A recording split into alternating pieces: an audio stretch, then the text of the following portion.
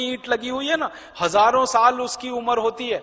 मोटी ईंट जल्दी टूटती है, पतली ईंट टूटती नहीं है जल्दी। तो वो पतली ईंट हम बनाते थे। दुनिया के बहुत सारे देश हमसे ईंट खरीद के ले जाते थे। ईंट को ईंट से जोड़ने के लिए हमारे यहां चूना बनता था, चूना, और वो चूना दुनिया के देशों में हम बेचते थे। तो हमारी ईंट बेचते थे तो भी हमको सोना चांदी ही मिलता था, चूना बेचते थे तो भी सोना चांदी ही मिलता था, कपड़ा बेचते थे तो भी सोना चांदी मिलता था, लोहा बेचते थे तो भी सोना चांदी मिलता था। भारत से मसाले जाते थे बिकने के लिए, वो तो आप सभी ने पढ़ा होगा।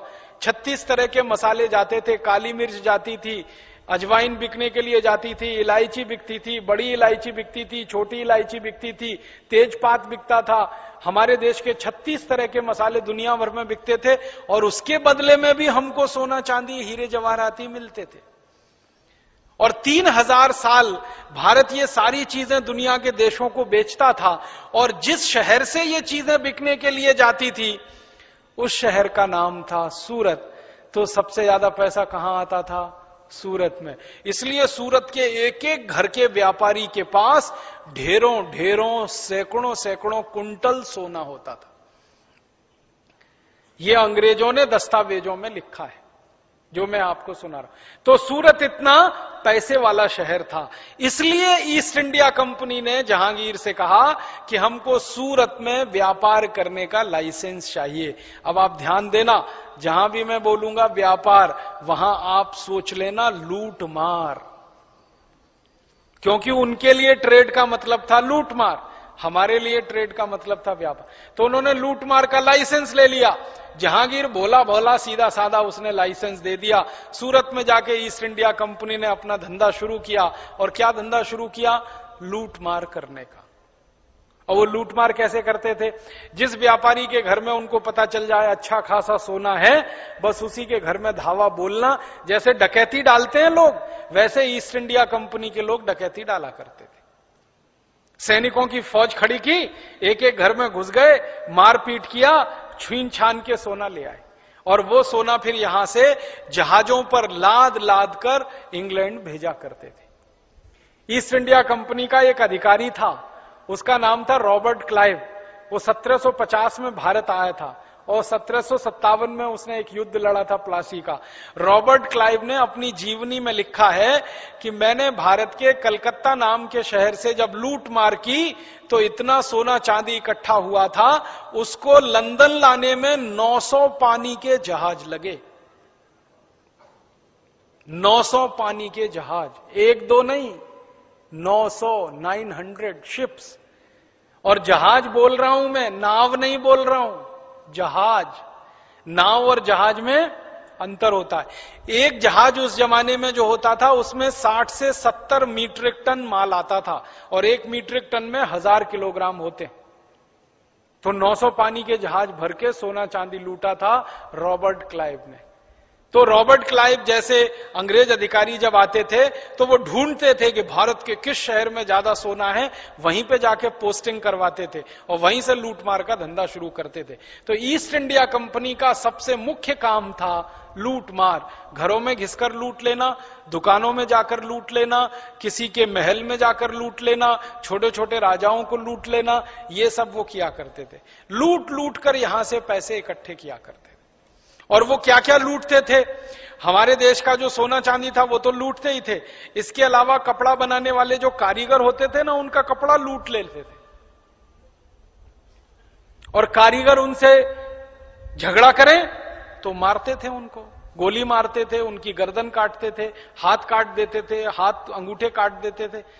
तो कारीगरों से कपड़ा लूट लिया, व्यापारियों के घर में से सोने चांदी के सिक्के लूट लिए, फिर किसी के पास से कुछ लूट लिया, किसी के, और जो कुछ लूटते थे वो फोकट में मिला ना उनको, तो उसको ले जाके वो बेचते थे लंदन में, पेरिस में, दूसरे शहरों के बड़े बड़े बाजारों में। और उससे जो मुनाफा होता था वो ईस्ट इंडिया कंपनी का प्रॉफिट माना जाता था। आपको सुन के ताज्जुब होगा, जब ईस्ट इंडिया कंपनी भारत आई थी तो उनके खजाने में पैसे नहीं थे। ईस्ट इंडिया कंपनी इंग्लैंड में दिवालिया कंपनी थी। दिवालिया आप समझते हैं, जिनके पास कुछ नहीं होता, ठन ठन गोपाल, एक धेला नहीं खजाने में। ईस्ट इंडिया कंपनी बनाई थी कुछ ऐसे लुटेरों ने जो समुद्र के पानी के जहाजों को लूटने का काम करते थे। ईस्ट इंडिया कंपनी उन्होंने बनाई थी। इंग्लैंड के कुछ लुटेरे थे जिनको कहा जाता था बोर्ड ऑफ डायरेक्टर्स।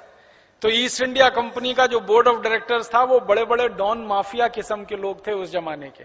उन्होंने बनाई थी वो कंपनी।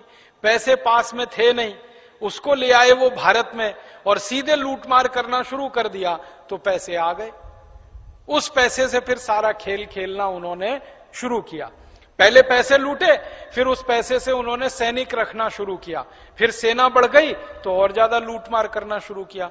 जहां जहां उनकी लूटमार होती थी, स्थानीय राजाओं के साथ उनका संघर्ष होता था, युद्ध होता था। कभी ईस्ट इंडिया कंपनी जीत जाती थी, कभी कोई राजा जीत जाता था। जो राजा जीत जाता था वहां ईस्ट इंडिया कंपनी लूटमार नहीं कर पाती थी, और जहां का राजा हार गया बस पूरी जगह को वो लूटते थे। एक उदाहरण से बताता हूं। पंजाब हमारा एक बड़ा राज्य था उस जमाने में, 17वीं शताब्दी। पंजाब के एक राजा हुआ करते थे महाराजा रणजीत सिंह, नाम सुना आपने? ईस्ट इंडिया कंपनी ने महाराजा रणजीत सिंह के राज्य में 10 बार लूटमार करने का प्रयास किया। हर बार महाराजा रणजीत सिंह की सेनाओं ने ईस्ट इंडिया कंपनी के सैनिकों को मौत के घाट उतार दिया, हर बार। जब जब ईस्ट इंडिया कंपनी पंजाब की तरफ गई, महाराजा रणजीत सिंह के सैनिक इतने शूरवीर और ताकतवर थे, एक भी अंग्रेज जिंदा नहीं बचा। जब भी वो गए लूट मार कर, कभी जलंधर में, कभी कपूरथला में, कभी अमृतसर में, कभी लाहौर में। उस समय लाहौर जो था ना वो पंजाब का ही हिस्सा था, ये तो बंटवारे में पाकिस्तान चला गया। तो भारत के पंजाब राज्य में जब भी ईस्ट इंडिया कंपनी ने कदम रखा, महाराजा रणजीत सिंह ने पूरी ताकत से उनका मुकाबला किया और हर बार अंग्रेजों को हरा के वहां से वापस भेजा। तो पंजाब को नहीं लूट पाते थे वो जल्दी। ऐसे ही हमारे मध्य भारत में, मध्य प्रदेश में झांसी है ना, झांसी में महारानी लक्ष्मीबाई हुआ करती थी। उसके राज्य में जब भी अंग्रेजों ने कदम रखा लूट पार करने के लिए, झांसी की रानी लक्ष्मीबाई ने जबरदस्त संघर्ष किया उनके साथ, और जल्दी अंग्रेज कामयाब नहीं हो पाए। आपको मालूम है, झांसी की रानी लक्ष्मीबाई के राज्य में जब जब अंग्रेज लूटने के लिए गए, हर बार अंग्रेज पराजित होकर लौटे। एक बार झांसी की रानी के विश्वास पात्रों के गद्दारी से झांसी की रानी गिरफ्तार हुई और मारी गई। उसके पहले कभी लूट नहीं पाए अंग्रेज झांसी को। ऐसे ही दक्षिण भारत में एक जबरदस्त रानी हुआ करती थी, कित्तूर चेन्नम्मा। बेलगाम है, कर्नाटक वाले यहां कुछ आए हैं, कर्नाटक में बेलगाम है। बेलगाम के पास एक छोटा सा गांव है कित्तूर, वहां उसका जन्म हुआ, इसलिए नाम पड़ गया कित्तूर चेन्नम्मा। दक्षिण भारत में गांव का नाम अपने नाम के साथ लिखने की परंपरा है।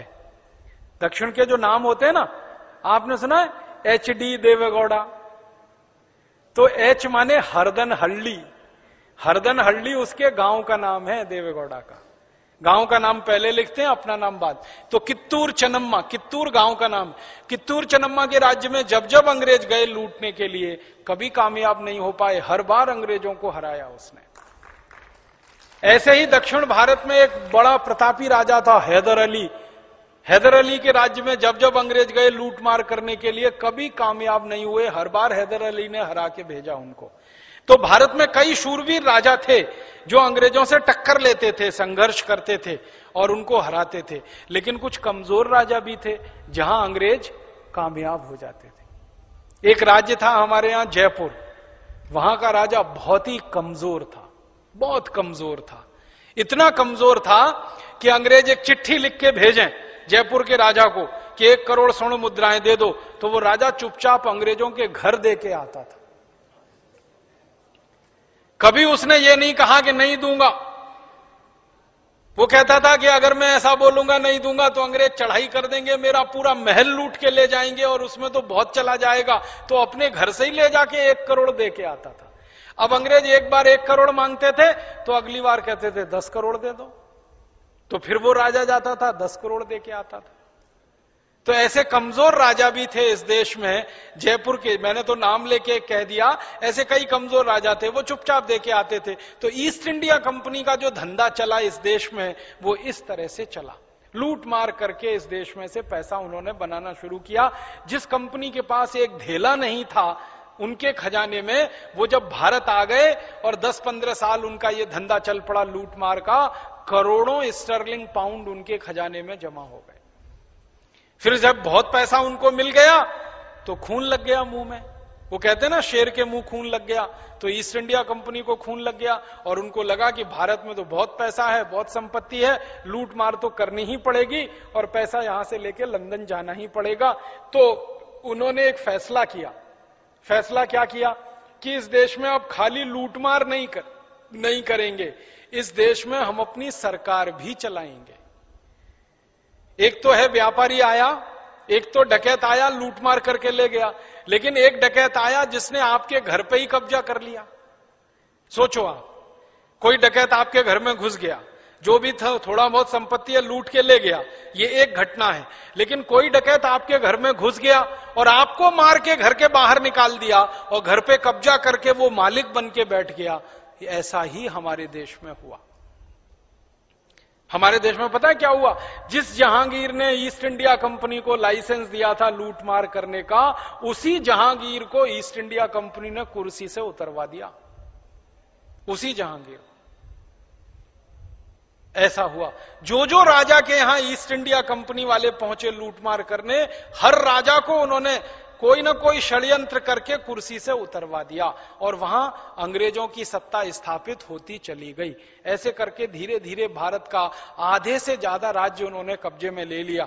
1618 में वो एक शहर में आए थे, सूरत में, और 1718 तक आते आते 100 साल में हिंदुस्तान के आधे से ज्यादा राज्य पर उनका कब्जा हो गया। और पहले कब्जा हुआ कमजोर राज्यों पर।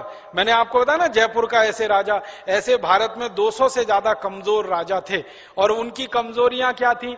सब शराब में डूबे हुए, नशों में डूबे हुए,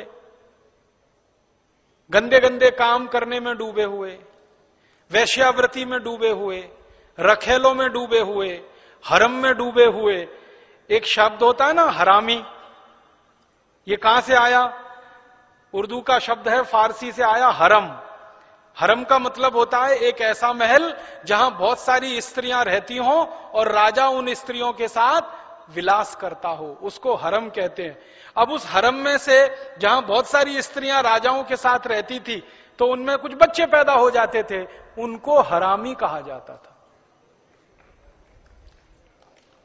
ये हंसने की बात नहीं है, सच्चाई बता रहा। हरामी शब्द है ना, वो हरम में से आया। तो ऐसे बहुत राजा थे जिन्होंने हरम रखे हुए थे।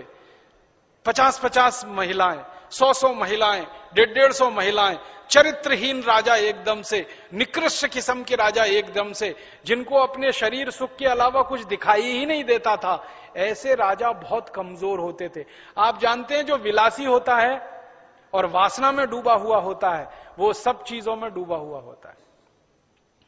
तो ऐसे राजाओं से ईस्ट इंडिया कंपनी पहले लड़ाई करती थी और उस लड़ाई में एक बार में ही राजा हार जाते थे और राज्य ईस्ट इंडिया कंपनी का हो जाता था। ऐसे करके पूरे भारत में उन्होंने कब्जा जमाया और धीरे धीरे वो कब्जा 150 साल में सारे भारत पे हो गया। 1618 से 1750 तक आते आते जगह जगह लूटमार करते करते पूरे भारत पे कब्जा हो गया। भारत का एक बड़ा राज्य था उस जमाने में, बंगाल। बंगाल जो राज्य था ना, वो कितना बड़ा था आपको बताता हूं। आज का पूरा बिहार, आज का पूरा झारखंड, आज का पूरा पश्चिम बंगाल, आज का पूरा बांग्लादेश, आज का पूरा आसाम और आसाम के ऊपर के सारे प्रदेश, ये मिला के था पूरा बंगाल। इतना बड़ा राज्य था। वहां का राजा था सिराजुद्दौला, बड़ा प्रतापी था, बहुत शूरवीर था, चरित्रवान था, चरित्र का बहुत ऊंचा था, मेहनत करने में बहुत परिपक्व था, शूरवीरता में बहुत ऊंचा था, न्यायप्रिय था, प्रजावत्सल था, सारे सद्गुण उसमें थे। तो ईस्ट इंडिया कंपनी कभी घुस नहीं पाई बंगाल में, क्योंकि राजा मजबूत था। जब जब ईस्ट इंडिया कंपनी घुसी बंगाल में, मार के भगा दिया उसने सिराजुद्दौला ने। फिर क्या हुआ? सिराजुद्दौला का जो सेनापति था वो गद्दार निकल गया। सिराजुद्दौला तो देशभक्त था, प्रतापी था, शूरवीर था, वो तो ईस्ट इंडिया कंपनी को घुसने नहीं देता था। उसका जो सेनापति था मीर जाफर, वो गद्दार निकल गया। आपने कहानी पढ़ी होगी, Mir Jafar East India Company से मिल गया और मीर जाफर ने ईस्ट इंडिया कंपनी को जाके अंदर की सब बातें बता दी और उन अंदर की बातों की जानकारी लेके ईस्ट इंडिया कंपनी ने हमला किया सिराजुद्दौला के राज्य पर। अब हमला हुआ तो सिराजुद्दौला की फौज युद्ध के लिए तैयार हुई। सिराजुद्दौला के पास 18,000 सैनिक थे, ईस्ट इंडिया कंपनी के पास 350 सैनिक थे। अब आपसे कोई ये पूछे कि 18,000 सैनिक एक तरफ, 350 सैनिक एक तरफ, कौन जीतेगा? 18,000 सैनिक जीतेंगे। लेकिन युद्ध जीता 350 सैनिक वाली ईस्ट इंडिया कंपनी ने। कैसे जीता? ये 350 सैनिकों को लेके अंग्रेज अधिकारी था रॉबर्ट क्लाइव, वो सिराजुद्दौला से युद्ध करने के लिए प्लासी के मैदान में पहुंचा। प्लासी एक छोटी सी जगह है, कलकत्ता के नजदीक है। अगर बंगाल के कुछ कार्यकर्ता होंगे तो वहां जाके देख सकते हैं। उस प्लासी में युद्ध की तैयारी हुई। 24 जून 1857 की डेट तय हो गई, 1757, 24 जून 1757, 23 जून और 24 जून 2 डेट तय हुई। युद्ध के लिए 350 सैनिक इनके, 18,000 सैनिक उनके। तो रॉबर्ट क्लाइव जानता था कि युद्ध तो मैं हार जाऊंगा, 20 मिनट में ही सब मारामारी हो जाएगी। 300 सैनिकों को मारना कितनी देर का काम? तो उसने कहा युद्ध तो नहीं कर सकता। तो उसने मीर जाफर को फोड़ा, जो सेनापति था सिराजुद्दौला का, और उसको कहा कि देखो 1 करोड़ स्वर्ण मुद्राएं तुमको मैं दूंगा और तुम मेरी मदद करो, हम सिराजुद्दौला को मार डालेंगे और तुमको फिर राजा बना देंगे बंगाल का। तो मीर जाफर बंगाल का राजा बनने के लालच में फंस गया और पैसे के लालच में फंस गया। पैसे का लालच और कुर्सी का लालच, उसने मीर जाफर को तोड़वा दिया। तो मीर जाफर ने क्या किया? अपने जो 18,000 सैनिक थे उनका आत्मसमर्पण अंग्रेजों के सामने करवा दिया उसने। और सिराजुद्दौला से गलती क्या हो गई? सिराजुद्दौला युद्ध में खुद नहीं गया। क्यों? क्योंकि सिराजुद्दौला को मालूम था कि युद्ध तो 20 मिनट में खत्म हो जाएगा, मैं जाके क्या करूंगा, मेरे सैनिक ही मार डालेंगे अंग्रेजों को। वो इस गलतफहमी में रह गया। तो सिराजुद्दौला था मुर्शिदाबाद में, क्योंकि उस समय बंगाल की राजधानी थी मुर्शिदाबाद। बंगाल की राजधानी कलकत्ता तो बाद में बनी है, पहले मुर्शिदाबाद थी। तो वो मुर्शिदाबाद में बैठा रह गया, सैनिकों को भेज दिया युद्ध करने के लिए। उसको मालूम नहीं था कि मीर जाफर पहले ही टूट चुका है। मीर जाफर ने आत्मसमर्पण करा दिया। तो प्लासी के मैदान में युद्ध नहीं हुआ, भारत के 18,000 सैनिकों ने अंग्रेजों के 350 सैनिकों के सामने शर्मनाक आत्मसमर्पण किया मीर जाफर की गद्दारी में।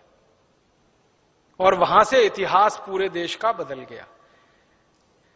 इतिहास क्या बदल गया? अंग्रेजों ने घोषित कर दिया हमने युद्ध जीत लिया। फिर अंग्रेजों ने 18,000 सैनिकों को बंदी बना लिया और 350 अंग्रेजों के सैनिक, 18,000 ये सैनिक, इनको लेकर पूरी फौज बना के रॉबर्ट क्लाइव गया मुर्शिदाबाद। कलकत्ता से, प्लासी से चल के मुर्शिदाबाद। तो कलकत्ता से माने प्लासी से मुर्शिदाबाद के बीच की दूरी बहुत बड़ी है, 15 दिन लगा उसको घोड़े पे चलने में। तो उसने अपनी डायरी में लिखा है रॉबर्ट क्लाइव ने कि मैं घोड़े पर आगे आगे बैठता था, मेरे पीछे मेरे 350 सैनिक बैठते थे, पीछे भारत के गुलाम बनाए हुए 18,000 सैनिक चलते थे और भारत के लोग सड़क के दोनों किनारे खड़े होकर हमारे जुलूस को देखते थे और उस पर तालियां बजाते थे। अगर भारत के लोगों ने हमको पत्थर का एक एक टुकड़ा उठाकर मारा होता तो भारत का इतिहास तो 1757 में ही बदल गया होता। हमारी कमजोरी क्या रही? विदेशी है बहुत अच्छा है, विदेशी है बहुत अच्छा है। आज भी है ना? कैसे मूर्ख हम हिंदुस्तानी हैं। कभी कभी मैं आगरा चला जाता हूं, ताजमहल के आसपास कोई विदेशी आ जाए तो सारे हिंदुस्तानी उसके आसपास ऐसे इकट्ठे हो जाते हैं जैसे भगवान का दूत उतर आया। कोई होता है कि नहीं? दिल्ली में कोई विदेशी घूमने आ जाए, मुंबई में कोई आ जाए, हम उसको ऐसे आसपास घेर लेते हैं जैसे वो देवदूत है। ये हमारी गुलामी की मानसिकता 1757 से भी पुरानी है। इसी ने हमको गुलाम बनाया। उस समय क्या हुआ? रॉबर्ट क्लाइव विदेशी है, गोरा गोरा है, लाल लाल गाल दिखाई देते हैं, उसके पीछे 300 सैनिक, 350 सैनिक, वो भी गोरे गोरे हैं, अच्छे अच्छे दिखाई देते हैं। तो हम तो उनको देखते ही तालियां बजाते रह गए। अगर पत्थर उठा के मारा होता तो मर जाते वो सबके सब वहीं, और देश कभी गुलाम नहीं होता ईस्ट इंडिया कंपनी का। ये विदेशी गोरे रंग के प्रति जो मोह है ना, ये बहुत खतरनाक है, बहुत खतरनाक। हम सब हिंदुस्तानियों के खून में घुस गया है गोरा रंग, गोरा होना। मुझे इतना तकलीफ होती है, गुस्सा भी आता है। रविवार का अखबार जब मैं पढ़ता हूं ना, तो उसमें एक कॉलम निकलता है, वैवाहिक कॉलम, मैट्रिमोनियल। तो हरेक को उसमें लिखा रहता है, गोरी वधू चाहिए, गोरी बहू चाहिए, गोरी पत्नी चाहिए। अब सबको गोरी चाहिए तो काली कहां जाएंगी? मुझे समझ में नहीं आता ये गोरे रंग के प्रति इतना आकर्षण हम में क्यों आ गया। गोरा एक रंग ही है ना, काला भी एक रंग है। अब देखो ये हिंदुस्तान कैसा बावला और पागल हुआ है। हमारे भगवान श्री राम सांवले हैं कि नहीं? भगवान विष्णु सांवले हैं कि नहीं? भगवान शंकर सांवले हैं कि नहीं? सारे भगवान देवी देवता सांवले या काले, और भक्त सब अपने को गोरा होने के लिए परेशान है। और उस गोरे होने के चक्कर में क्या क्या क्रीम पाउडर लिपस्टिक पोतते रहते हैं, फेयर एंड लवली और क्या क्या। ये सारा तमाशा गोरेपन के प्रति हमारे दिमाग में जो खतरनाक स्तर तक घुसा हुआ है आकर्षण, इसी ने हमको गुलाम बनाया। रॉबर्ट क्लाइव कहता है कि जो लोग सड़क के किनारे खड़े होकर हमारे रंग को आकर्षित महसूस करते थे, अगर उन्होंने ही पत्थर उठा उठा के मारा होता तो मैं तो वहीं मर गया होता, और भारत में तो कभी ईस्ट इंडिया कंपनी का राज नहीं हुआ होता। लेकिन वहां हमारी गलती हो गई, हम आकर्षण में फंस गए और अंग्रेजों के चक्कर में गुलाम हो गए। बंगाल अंग्रेजों की गुलामी में चला गया, और बंगाल जितना बड़ा राज्य जब अंग्रेजों की गुलामी में आ गया, मैंने कहा, तो फिर धीरे धीरे मद्रास उनकी गुलामी में आ गया, फिर मुंबई गुलामी में आ गया, फिर पूरा भारत गुलामी में आ गया। अब जब गुलामी आ गई, तब ईस्ट इंडिया कंपनी ने सारे रिकॉर्ड तोड़ दिए लूट मार के। मैंने बताया ना, रॉबर्ट क्लाइव ने जैसे ही प्लासी का युद्ध जीत लिया, रॉबर्ट क्लाइव ने सिराजुद्दौला की हत्या करा दी, फिर थोड़े दिन के लिए मीर कासिम को बंगाल का राजा बना दिया, फिर मीर कासिम की हत्या करा दी, फिर मीर जाफर को बंगाल का राजा बना दिया। फिर मीर जाफर जब राजा बना, तब रॉबर्ट क्लाइव ने कहा, यह तो बड़ा खतरनाक आदमी है, जो अपने राजा से गद्दारी कर सकता है वो मुझसे भी गद्दारी करेगा। तो एक दिन रॉबर्ट क्लाइव ने खुद मीर जाफर के पेट में छुरा भोंक दिया और मार डाला उसको। गद्दारों का यही अंजाम होता है। अब मीर जाफर तो मर गया, 1 करोड़ स्वर्ण मुद्राओं के चक्कर में पूरे देश को हमेशा के लिए गुलाम बना गए। कुर्सी के लालच में, पैसे के लालच में वो तो मर गया, लेकिन देश गुलाम हो गया। फिर रॉबर्ट क्लाइव राजा बन गया, बंगाल का राजा बन गया, तो लूटना शुरू किया और लूट के सारे रिकॉर्ड तोड़ दिए। मैंने बताया ना, उसने अकेले कलकत्ता शहर से 900 पानी के जहाज भर के सोने चांदी हीरे जवाहरात लूटे। और जब लूट के लंदन ले गया, तो लंदन की पार्लियामेंट में उससे बात की गई, जिरह की गई, बहस की गई कि तुम भारत से क्या लाए हो। कहने लगा, सोने चांदी के जहाज भर के लाया हूं। कितने लाए हो? तो 900 जहाज लाया हूं। तो इंग्लैंड का प्रधानमंत्री हैरान हो गया, कहने लगा, इतना? उसने कहा, हां इतना। तो इंग्लैंड के प्रधानमंत्री ने पूछा, ये कहां से लाए हो? पूरे भारत से। उसने कहा, पूरे भारत से नहीं, भारत के एक शहर कलकत्ता से। पूरे भारत में तो पता नहीं कितना सोना चांदी है। तो फिर उससे पूछा गया, ये कितना है, पैसे कितने हैं, माने कितना है पैसे में ये सारा सामान।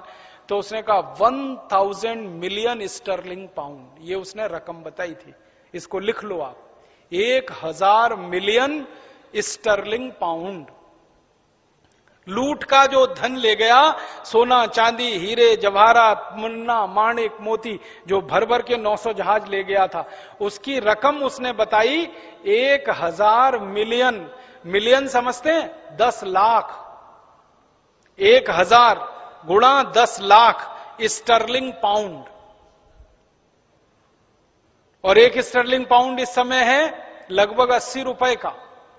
और 1757 के स्टर्लिंग पाउंड की आज तक की कीमत 300 गुनी कम हुई है।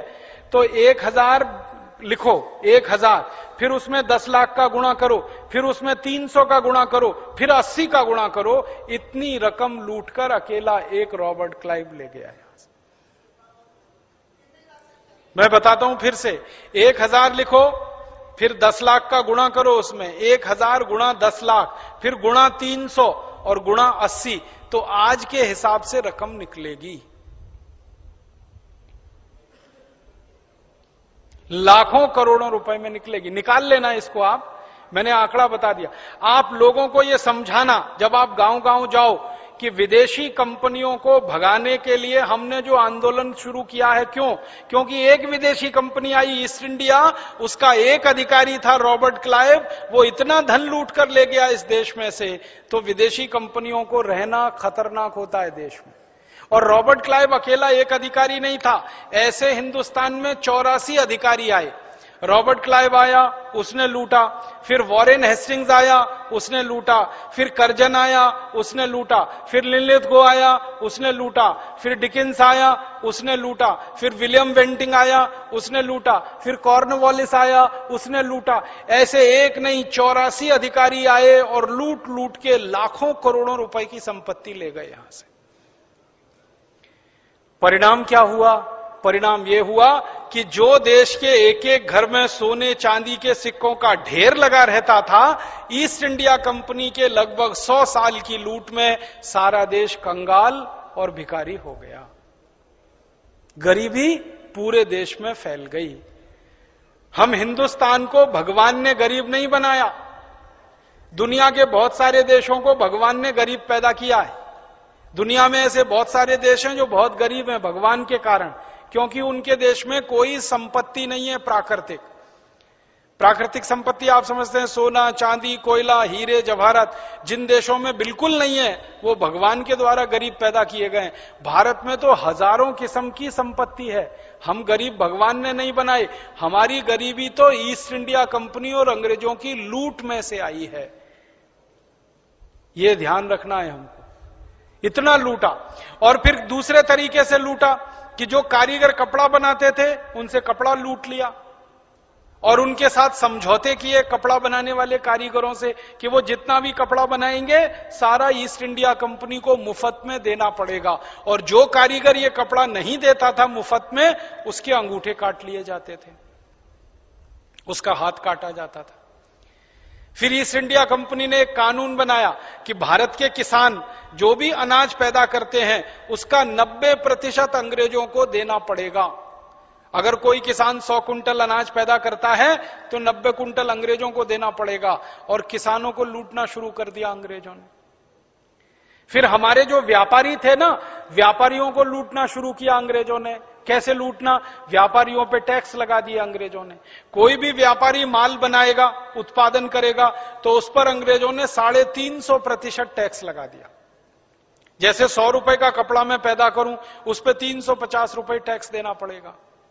फिर उस कपड़े को बेचूं तो बेचने के लिए टैक्स देना पड़ेगा, फिर बेचकर मुनाफा कमाऊं तो मुनाफे पर टैक्स देना पड़ेगा, इनकम टैक्स। ऐसे 20 किस्म के टैक्स लगा दिए और व्यापारियों को लूटना शुरू कर दिया। तो कारीगरों को लूटा, व्यापारियों को लूटा, किसानों को लूटा, और लूटने आर्थिक रूप से और दूसरे काम बहुत किए अंग्रेजों ने। दूसरे काम क्या किए? जहां जहां अंग्रेज जाते थे लूटमार करने के लिए, किसी भी गांव और किसी भी शहर में, वहां अगर उनको हमारे देश की माताएं बहनें जो सुंदर हैं शरीर में दिखाई दे जाएं तो अंग्रेज उनको छोड़ते नहीं थे बिना बलात्कार किए। धन तो लूटा ही हमारा, हमारी मां बहन बेटियों की इज्जत भी लूटी उन्होंने, और मां बहन बेटियों के साथ इतना बुरा बर्ताव करते थे कि वो पढ़ते समय मुझे खून खौलता है। हमारी माताओं बहनों बेटियों के साथ अंग्रेजों का बर्ताव कैसा होता था? कोई सुंदर महिला अंग्रेजों को दिखाई दे जाए उसको सरेआम नंगा करते थे। फिर उस महिला के स्तन का जो अग्र भाग होता है उसको लोहे के चिमटे से दबाते थे, और तब तक दबाते थे जब तक खून ना निकल आए, और इस पर अंग्रेज हंसते थे और वो मां बहन बेटी चीखती और चिल्लाती थी। जब वो बेढल हो जाती थी, गिर पड़ती थी, तब अंग्रेज उसके साथ बलात्कार करते थे, और सामूहिक बलात्कार करते थे, और बाद में उसकी गर्दन काट देते थे और उसको फेंक के चले जाते थे। ये अंग्रेज किया करते। खाली लूटमार नहीं करते थे, माताओं बहन बेटियों के साथ व्यभिचार किया करते थे। और एक खतरनाक काम अंग्रेज किया करते थे इस देश में कि जिस इलाके में गए लूटमार करने के लिए, वहां के लोगों का धर्म बदलवा दो, मारो पीटो उनको और ईसाई बना दो उनको।